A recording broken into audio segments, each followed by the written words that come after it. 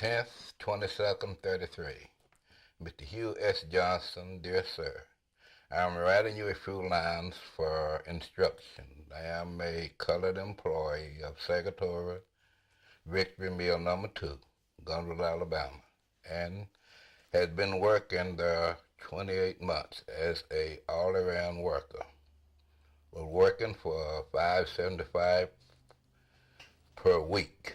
Got a little raise to $6 per week, and when NRA took effect, I got a raise to $9 per week. And I have been getting $9 per week for 60 and 67 hours per week ever since June the 17th of 33. And the way I understand the code, every man, regardless color, was authorized to get a 8-hour per day minimum wage, $12 per week. So it's 8 hours for colored workers, long hours for $9 per week, and some white workers per $7.60 per week for 8 hours per day. Sincerely yours, Claude, Hundley, Gunville, Alabama, and my father. What do you think about that? I think it's nice.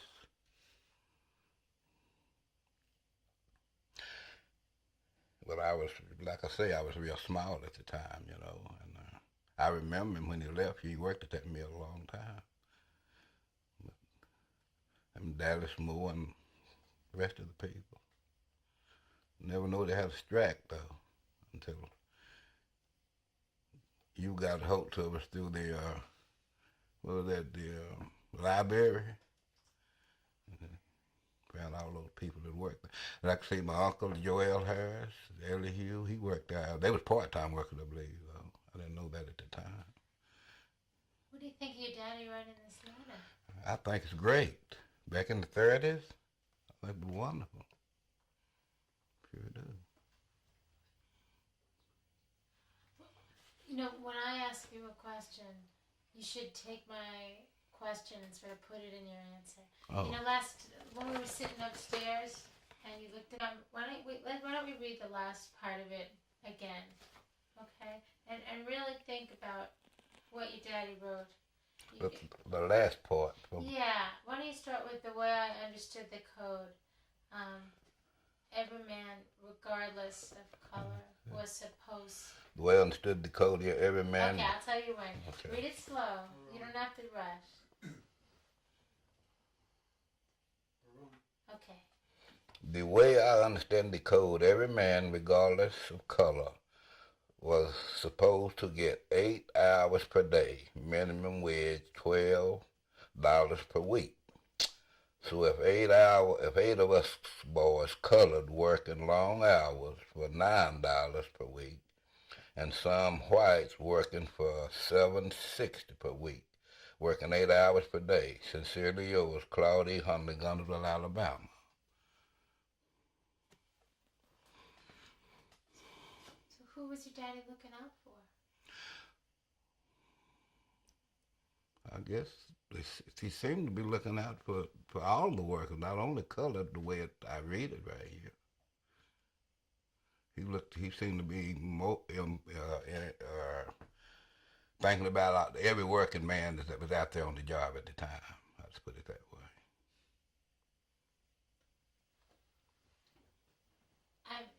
And that's really, now your daddy wasn't the only. He said that there were 6 black men who were working there. Could you talk a little bit about, what your daddy did there and who what the other men did? Well, first I know they, that old mill, they brought cotton in on cars and trucks, and they unloaded cotton back there in the warehouse part. So I guess when they had the extra help, they unloaded the cotton, the same thing. So what was Daddy's job there? He was the truck. Because my daddy, Claude Hundley. Oh, okay. My daddy, Claude Hundley, was truck cotton, in the mill there at the time. They unload it and take it up to the people that need a bobbin rooms. And so he... If you could not Yeah, play with the paper. yeah. Okay. It Makes noise. in fact, you could put the letter down, and we'll pick it up again. But while we're talking, you can put it down. So your father was full-time, and Dallas Moore was full-time, but he was writing about six workers. Yeah. So you could even tell me in a general way, what your father did, that your father and Dallas Moore were full-time, maybe what they did, and then some about when they would bring in those other men.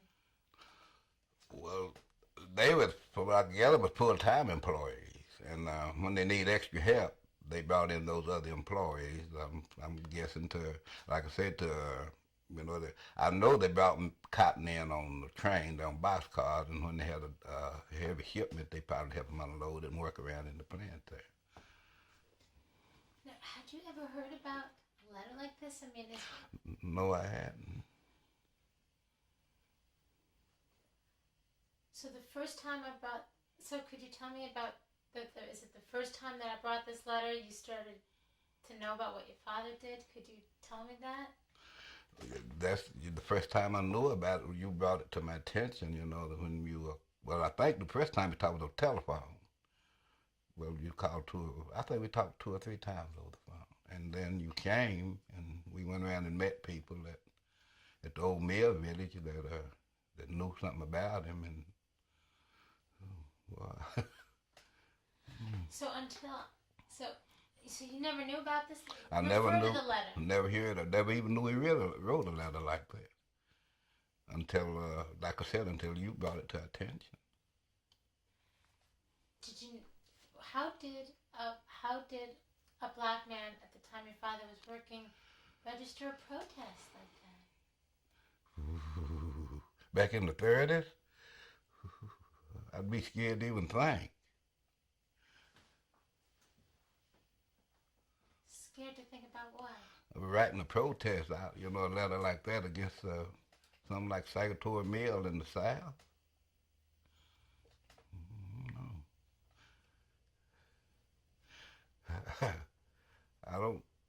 I guess he just thought about other people, not about himself, and wrote the letter when that act went into effect. And I guess he just wrote the letter after he seen what, I think that was the year after President Roosevelt took office. That's when that act went. So I figured he did it from then and just wanted to get a little more information on it. That's all I can gather. He figured they was doing him wrong, and he wrote a letter to protest it. I guess he felt like he'd get some protection. Maybe. Some protection from the federal. But I guess that would come through federal courts, wasn't it? Well, Like in them times, yeah. So what is striking to you about this letter? I mean, pick the letter up. You could read it to yourself. You could read out pick the letter up and maybe read out the part of it that is so striking to you. Well, really, he was talking about the what I was looking at right down here on this paragraph. There's 60 and 67 hours per week. And then the act was saying they're supposed to go on 8 hours per day for a certain salary. So it looked like to me that the company was using their employees for their gang and helping them but working that many long hours and paying. They wasn't making that much, the salary they was making. So when he wrote the letter, he didn't only write it for the colored employees. From what I can gather from this writing down here, he was thinking about some of the white employees too. I'm talking about the people that worked in the office, in the back there in the shipping dock with them. I wouldn't even thought he'd have wrote a letter like this. But I guess he did. That make you think that somebody thinking about somebody other than themselves. That's what I'm thinking right there. That's something for back then. Yeah, back in the 30s, it was something to write a letter like that. Sure was. And what does it mean to be a black man and to write a letter like this? Include my question. What What does it mean to be a black cotton mill worker And write a letter like this? Oh, I don't know. That's pretty hard to answer. Oh, didn't think. I would just mostly have to say to write a letter like that and be a cotton mill worker, you'd have to have some nerve first thing.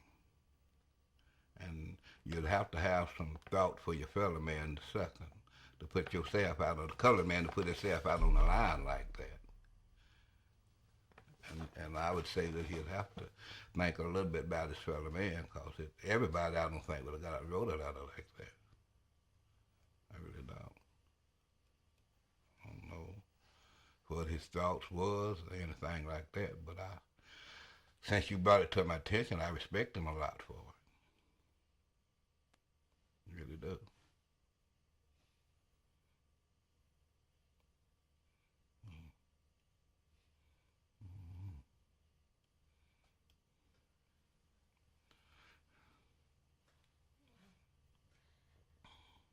Why don't you read it one more time with all that respect for your father, okay? The whole letter? Yeah. Is that okay? Yeah, it's okay. I'm going to be sweating in a minute. It ain't on now.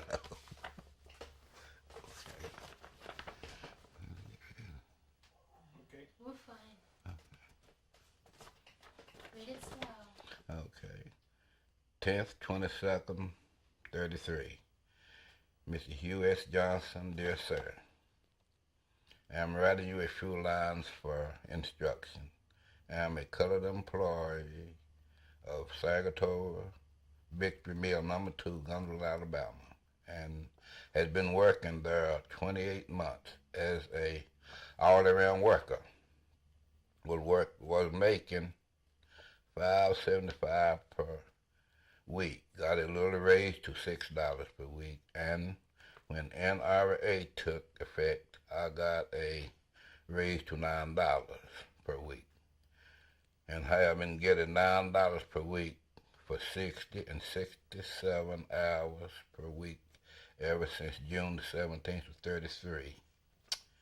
And the way I understand the code, every man, regardless of color, was supposed to get 8 hours per day, minimum wage $12 per week.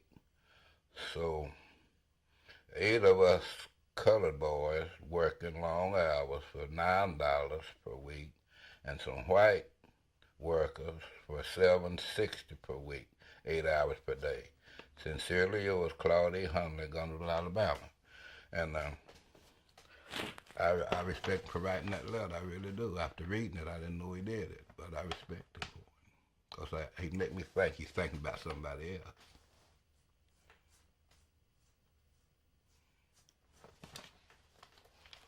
And he's standing up for his rights. Yeah, that's the number one thing. You're right, too. I hadn't thought about that, but you're right. Standing up for his rights.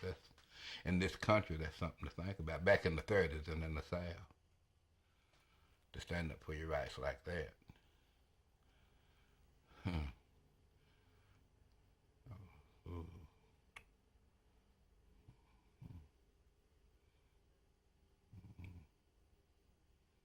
I think about him.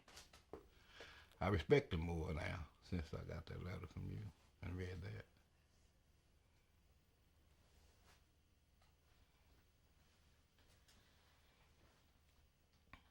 Now, does it...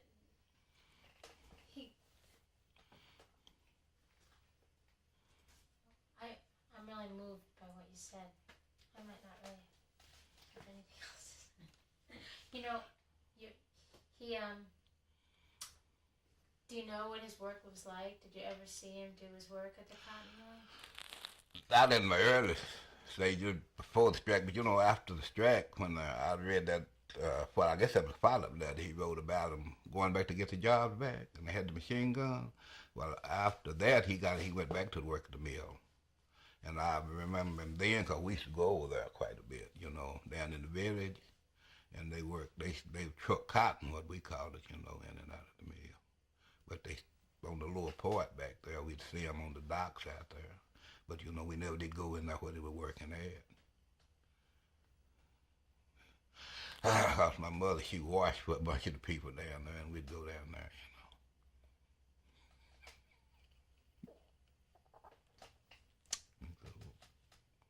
Thinking. Thing about that bush, we used to wash for them. But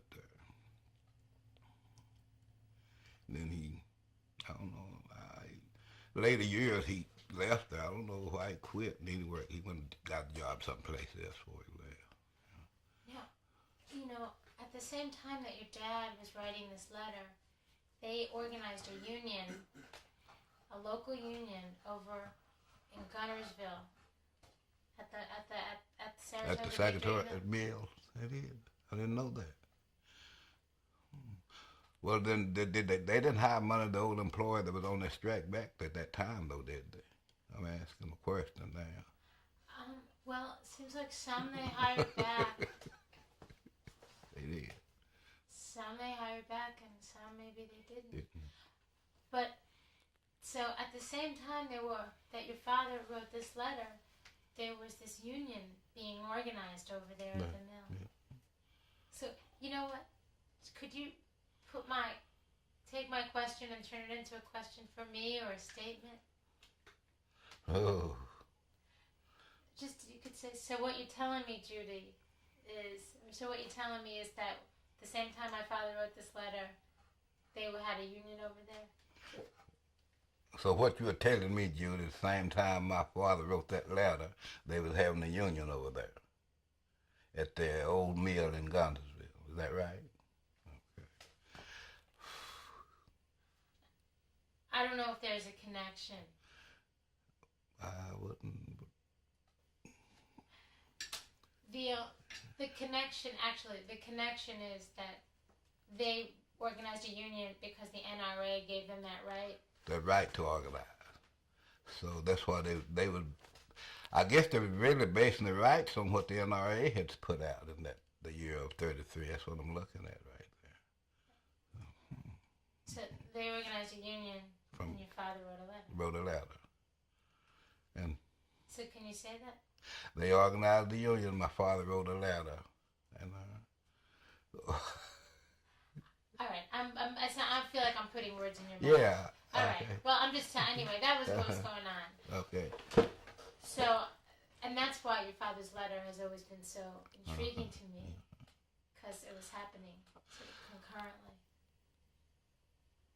Well, like I say, back then when they was organizing that, and he wrote that letter, I would say that he wrote it after that act passed. And he was writing a letter, I guess, like you said, for his right. His right to write the letter. If he thought somebody was doing him wrong, he had a right to write another thing. And so he wrote it to see was he right. I'm pretty sure they was working them, like I said, them 67 hours a week for the same salary. He wasn't making anything. So he wrote the letter to see could he get any protection for him and his people, I guess, to work in there. Because what I can gather there, him and Daddy Moore was the only two colored employees full time, and they was taking those other people in just as part time and paying them whatever they wanted to, working them long hours for nothing. Now, I found this other document that your father wrote. In fact, Dallas Moore wrote one too. Yeah.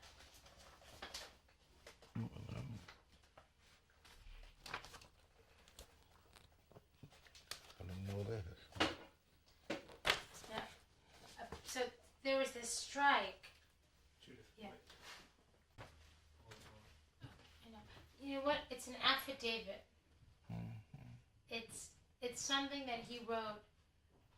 That all the union people also wrote that when they couldn't get their jobs back, they filed these affidavits. So your father filed one too. Sure it is. I was struck with over. We went back to our job, but they wouldn't let us near the mill. Held us off with machine guns. Colored man. Claude, Hundley, John Pritchard. I think I know that fellow. National Recovery Administration complaints of violation of code of fair competition for the cotton textile trade industry. So he filed this after he got the after the strike was over.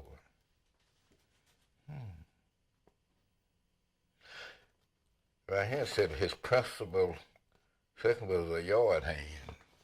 That's what I thought they did. They just, just gentlemen working the yard. And this is one here from Dallas Moore. They was good friends, bro.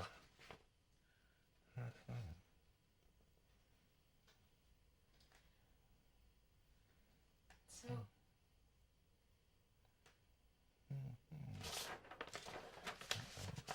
it seems like they were part of the union. From this guy, they sure do. Seems like part of the. I wish I could say.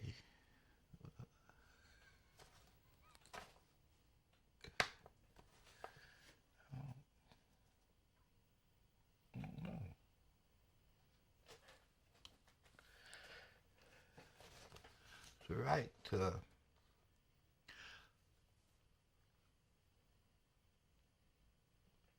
I'm saying they was part of trying to organize the union. That's what we're saying right now. But reading this, they wouldn't let them get their jobs back if they got the union in. They didn't get their jobs back. They held them off with machine guns back, and that's what they say. Well, what they're saying here, they held off the colored workers with machine guns. Well, basically, what happened was, I have a stack of these affidavits. They're all from the white textile workers who joined the local union. And out of over 100 of these affidavits, I found two, one from Claude and one from Dallas Moore. So we're thinking maybe they were, I don't know, maybe they, when they tried to go back to work after the strike was over, and they couldn't get back in. They were held off with machine guns. So they filed this affidavit. So I don't know if they're part of the union or not. That's what I was looking at right here too.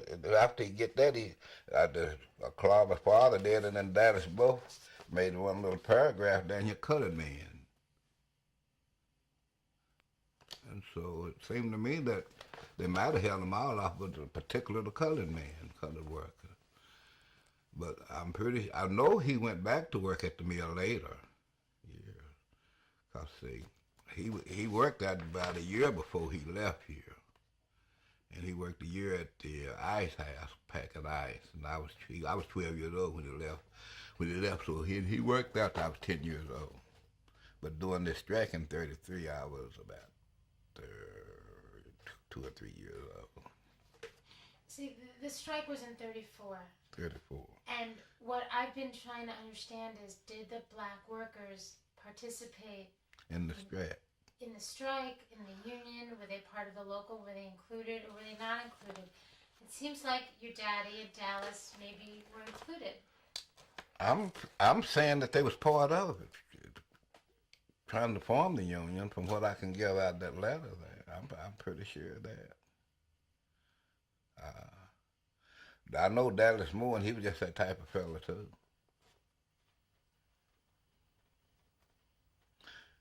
But back then, you talking about in the 30s in the South. There wasn't no easy time for no colored people back in them times. I can remember some of them. Back I was after about 10, 11 years old, see, so it was kind of.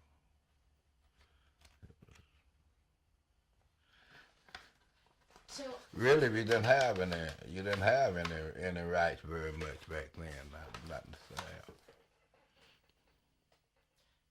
Could you put the paper down for a second? Yeah. What are you saying? Say that again. Colored people back in the 30s didn't have much rights. They had them, but they didn't exercise them. You couldn't.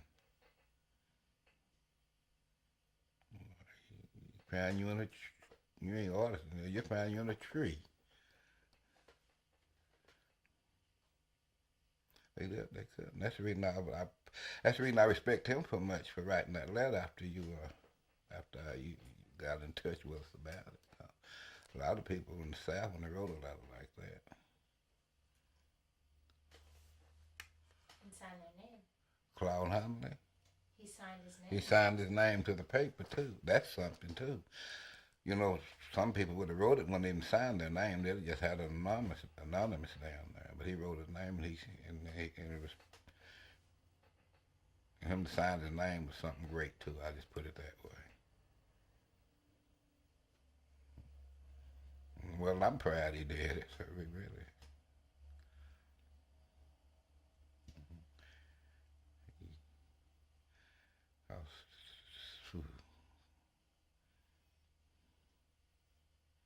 What? No, I was just thinking. He's not here now, but I'd like to shake his hand for that after reading that letter. I really would. Tell him how proud I was of him.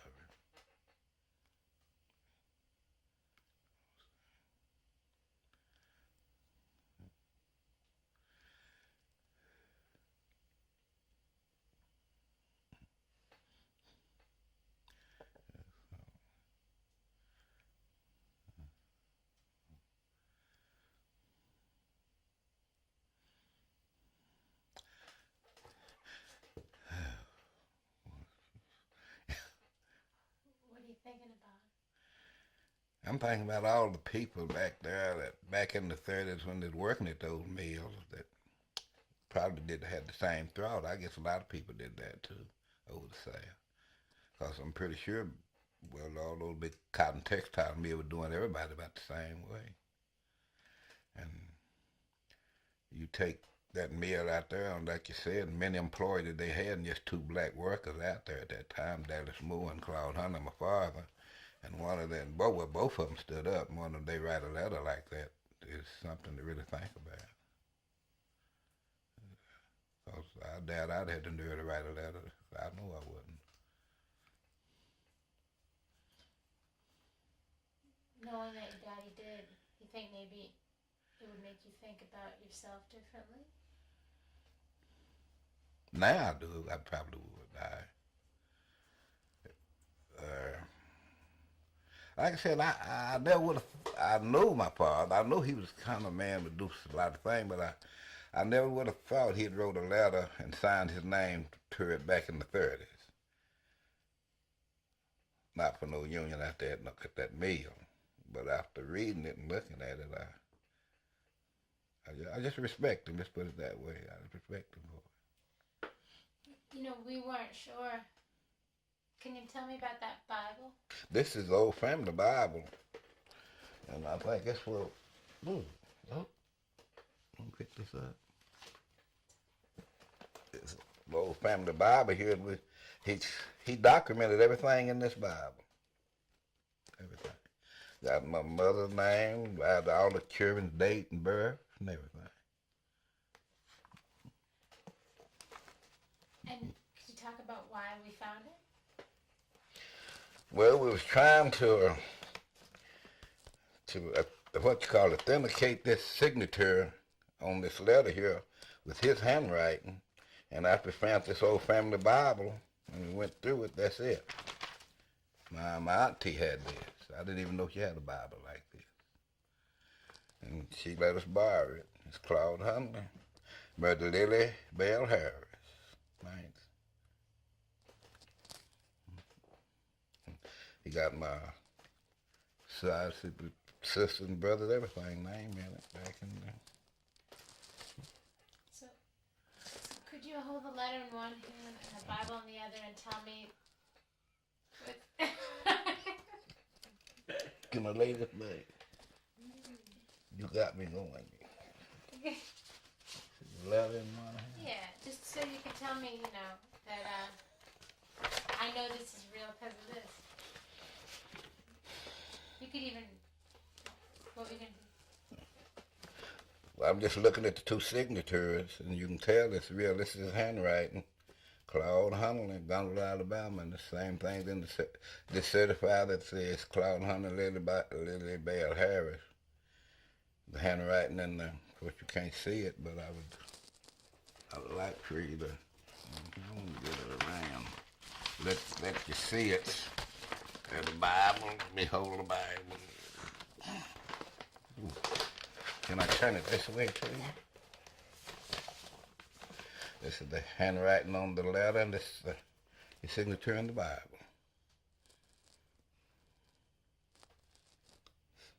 Well, so you know your daddy did it? I know he did it. That's his handwriting. Sure is. You just look at it. You know.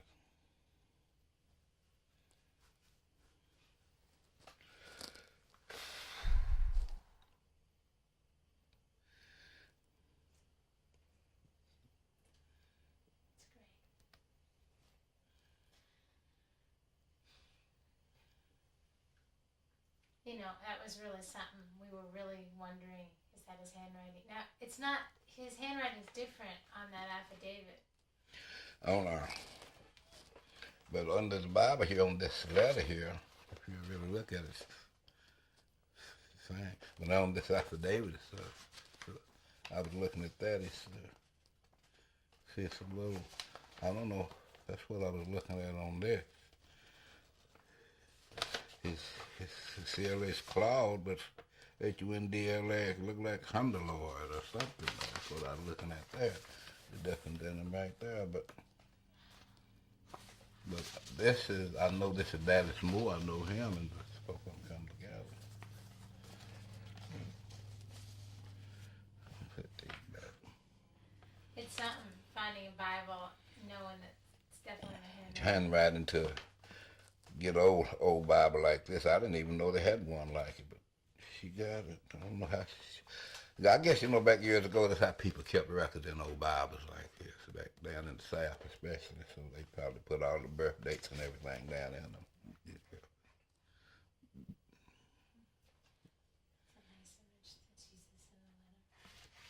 Can you just hold it like that? It's kind of...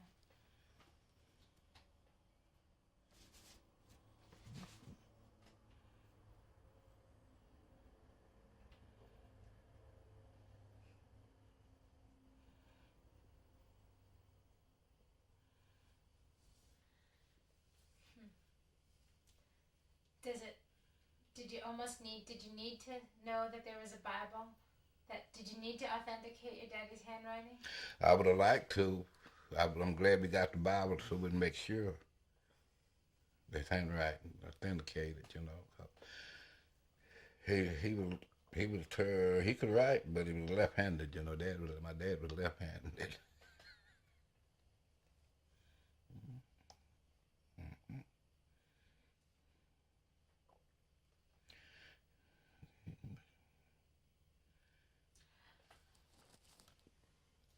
Can you imagine your daddy's... You could put it...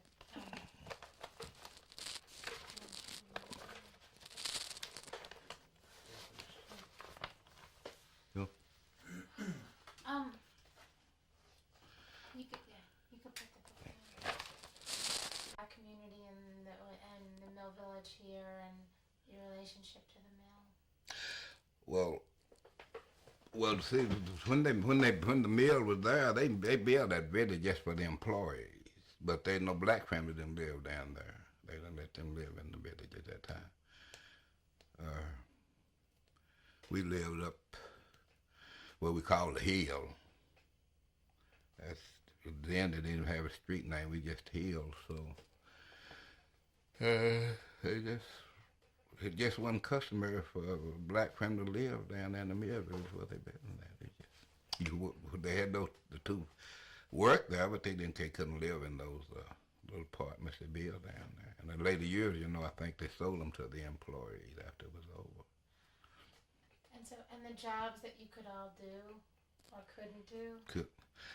They would, like I said, I used it as a cotton truck is what we called it, but they were just yard hands. That's about all.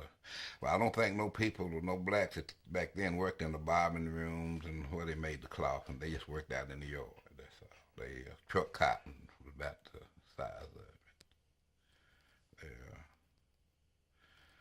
Like I said, Dallas and Dad, I know they truck cotton. Because they used to tell about how stout Dallas was. He was a pretty good man. Dallas Moore. And what was their relationship with the other white workers? Do you know? Can you imagine? I know they had a pretty good relationship with some. Now I couldn't say for all, but I know some of the employees, the workers down there, had a pretty good relationship with them. But like I say, all of them, I wouldn't know. So, is this the first time? I mean, the fact that that your daddy and Claude, we don't know what I haven't been able to find out if they were members of the union or they weren't. I don't know, but maybe you could. I don't know. I mean, maybe you could just even help me. Maybe you could just say, look, I don't know. Does this mean that they were members of the union? I don't know, but it means that they were that they had a relationship to the union in some way. I'm sure that from what I can gather they did, but I don't know whether they actually got a union or not. No, they had a local union. They had a local union, so I never did hear him talk about him being part of the union. I never have heard him say that. I really didn't. But if they had a union and he worked there in later years, I'm pretty sure that they had to be part of it. But it seems like at that time they were part of. They had some connection to the union just because they signed this affidavit. Could, if is there? Could you say that for me? Let's see now. I mean, I guess I'm just I only have questions. I don't have any answers. But those affidavits are very interesting because it means that they had some kind of connection with the union. Right. So maybe you could why don't you pick up those and you could read them out loud and you could tell me that. I'm going to sit down.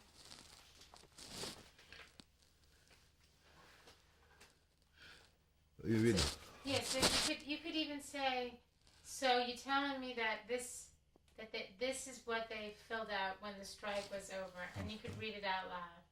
All right. So this is what they filled out when the strike was over. Okay, so I'm reading the National Recovery Administration complaints of violations of Code of Fair Competition for the cotton textile trade industry. This was 10th and 13th of 34. Hundley, Alabama. Let's see. Name of person establishing complaints from respondents, Sagatoba Victory Mill, Hundley, Alabama. Textile workers. Principal product produced, processed, or sold cotton cloth.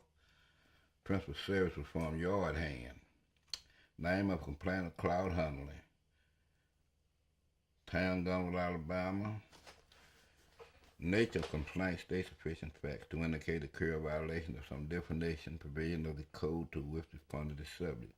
After the strike was over, we went back to our job, but they wouldn't let us near the mill, held us off with machine guns. Colored men.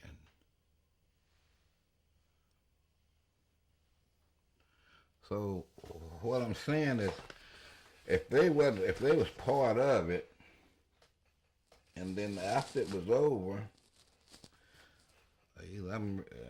after it was over and they went back to their job, they wouldn't hire them back. They held them off with machine guns, and he's making a statement of colored men. I guess they wanted to identify that these two men were just colored men that wrote this letter. But they seemed to me that they was part of it, though. That's what I'm saying, too. I guess they had to be part of it. Just those two, because these were the only two full-time colored employees that they had at the mill at that time. So they had to be part of it. And I guess they just...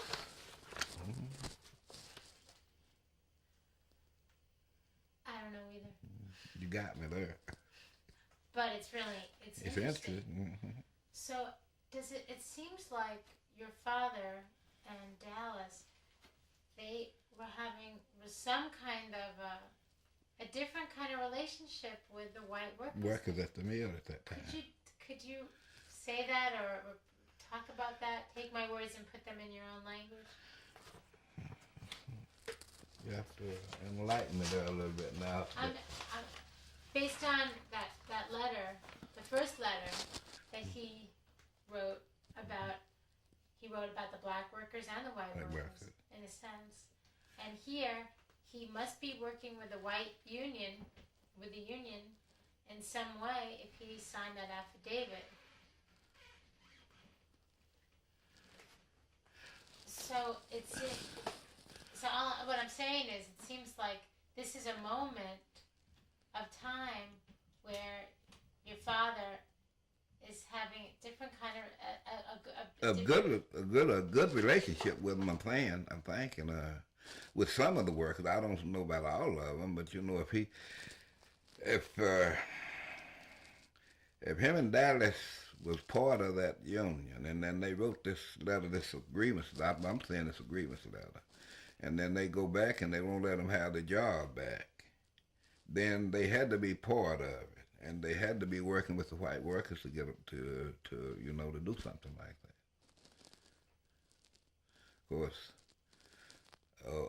over a period of time, I really, like you said, I really wish I knew the answer, but I don't on what happened after that. But I do know that he went back to work at the mill a year or two later. I know he worked there some more.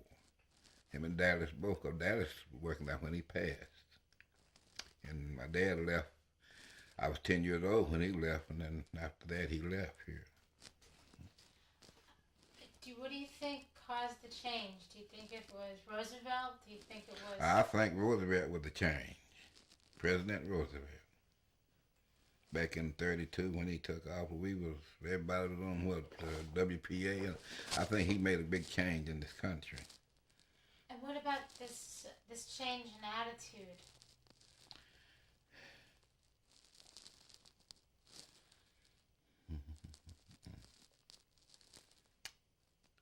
You know, change comes time. I think people, as time went on, they seemed to get close to relation. You work better with people. I don't know how to state it, but I'm just saying that out there at that mill, especially, they had pretty good relationships out there, in a sense, that I know of, because I was out there a whole lot. And I don't know how to word that thing, I'll be honest with you. Judy? Yeah. I think the microphone fell. Okay. You were talking about being shocked. Yeah. When you called about that letter, it shocked me. It sure did. I didn't realize that he had anything, had wrote a letter like that. And after talking with you and getting back together, and I talked to people, 2 or 3 people out there that I knew, the younger people out in the village, and they enlightened me on some of it. And then you came down, and we went out and talked to some of them, and it just was amazing that he wrote a letter back in. And what's amazing about him writing a letter back in 33 on the civil rights, right for his rights. Well, you could say it would be a civil rights, the same thing back in that period of time. Because in the South, for a man to write a letter and sign his name, especially a black man for a union, was something unheard of, really unthought of. What could happen to him? Found out that they wanted, they had what you call Ku Klux Klan. They hang you for black people back there for stuff like that. They would.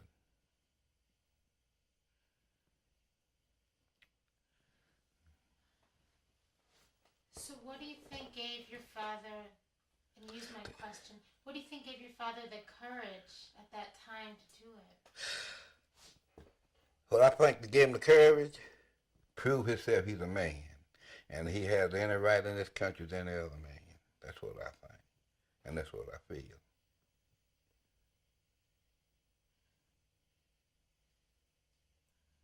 no matter if it's green, gray, or what, you're a man in this country. Say everybody had the same rights, so he wrote the letter, and I find I really respect him for doing that. And that period of time, I mean, I know you were just a little boy, but that NRA, what do you think that NRA and President Roosevelt was saying to him? Use my question. Saying to him. That's what I mean by what else was going on at that time. I think that the president was telling, not only was telling all men that they have a right for fair wages as these males as any other person did. That's what I'm saying. And when he put it in effect, and they wasn't using it, so he to make sure he wrote them a letter to find out. But the president was telling them that you have a right for 8 hours of work, just like in the same pay as any other man in this country. You know, he got a response. Yeah. It's there.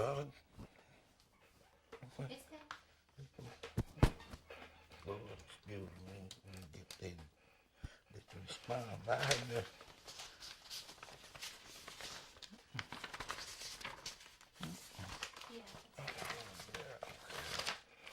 Yeah, this is a response from. This is from the. I didn't know that. It's a response from the Claude, Hundley, Gunnersville, Alabama. Different Hundley to acknowledge receipts of your letter of attached here to are 2 monograph sheets, which we ask you to read carefully. Of the textile code, the article order set forth proceeding for dealing with all complaints arising from the stretch out for specialization system of any other word and condition. Art 2 and 3 of the code, a definition of exemption from the code agreed upon and published by Cotton Textile Advisory Committee. After reading the enclosed extract from the code, you are in doubt as to the proceeding. The committee would be glad to have you write again. Yours really truly, the Textile National Industrial Relations Board, Robert E. Berry, Chairman, George E. Berry, and B.F. Greer. So they responded to him about it, so he had a right to, so they, undoubtedly he must have got somebody's thoughts, shook somebody's mind up right there. But they wrote him a letter back.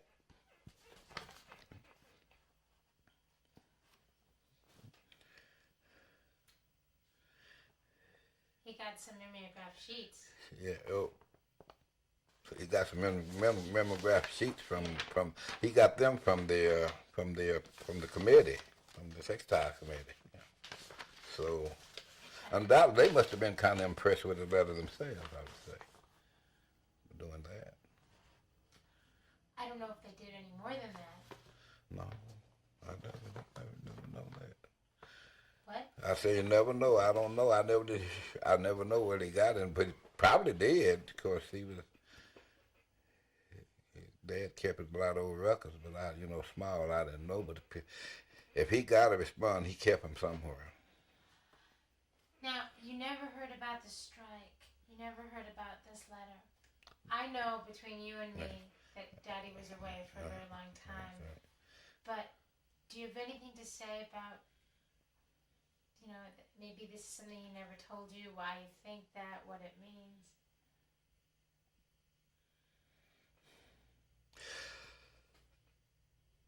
Well, I would like to say this. I would like to show my appreciation to you for enlightening me on some things that my father did. See, I never would have known that. I never would have known about the letter or anything if it hadn't been for you. So I'm really appreciative of you for that. And after you enlighten me on it, I'd make me respect him more. But let me know that he wrote a letter, and you going, I don't know how much trouble it is to go to the archives and dig up stuff like that, but it's a pretty tiresome job. I wouldn't think I would like it, but I appreciate you for doing it. And I appreciate you for coming and talking with me and letting me know if my dad did something like that.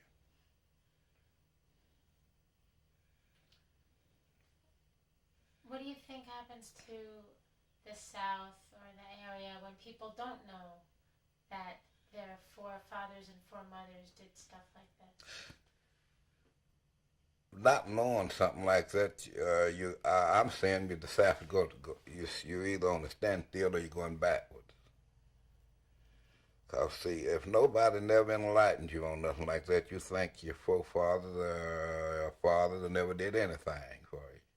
So you just say, well, he just was in the world and he never contributed anything to society. So to come up with something like that, to let you know that back then, during the 30s, that we had black people with nerve enough to write a letter and put their name on it in the South, or something like that it's been wonderful to me. I just respect them a lot. Not only my father, I respect any black man that did that. What about the white man? I respect them that was in on it too. I really do. I'm not a fellow that look at color. I respect anybody that will speak out for his rights. But, in later years, this come to me. But to make me respect my father more was to you enlighten me on what he had did back in the 30s. And that made me respect him more in that sense. And then the white workers that stood up for their rights, I respect them the same way. Of course, I don't know all of them, but I still respect them. What is so intriguing about your father's letter is that at the time he was looking out for the white workers. Well, he was looking out for white and black workers, I'd say, because he didn't just specify color. He said white, colored, and white on that last paragraph down there. So the ones that were working in the yard, I'm saying that the white workers that was working in the yard with them was getting the same preferential treatment as the black workers was. So he was looking out for both of them when he wrote that letter there. Is that something, the fact that all of a sudden they were concerned more about class and they were concerned about economics than they were about race? I would say the ones that were working out there, they wasn't concerned too much about race. They was concerned about economics. Because back in them times, the textile workers, and especially in Gondel, that was about the only place that people had to work to make a living. So on something like that, if you wasn't farming, so you had to put race aside, especially if you're working out in the yard. And then look for the economy. But then they might put it aside, but they still keep it in the back of their mind. They ain't going to never throw that race out of them completely. I just tell you straight up. They're not going to do that. Yeah. But race was part of it. There had to be. Sure was. Because some people could do some jobs. And they Could you describe that to me? well, see, back then all of your, I call it back-breaking jobs, these colored workers got it. They had certain jobs the white men would not do, and so they had the colored workers for. And so that's what I'm saying, especially on that kind of work. They just had that special job for them, and when the white people gonna do it. Because I can remember this right here. I don't guess it's that much too, but I remember in Gunwood years ago when a white man would work on a garbage truck. He wouldn't pick up garbage. Back in the 30s.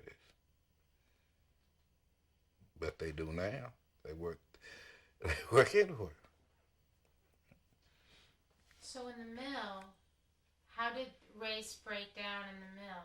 You know what I mean? You didn't have any, what I'm saying, you didn't have any black people in no office work. You didn't have them up in the mill working and bobbing or nothing like that. All you had them was working in the yard trucking cotton.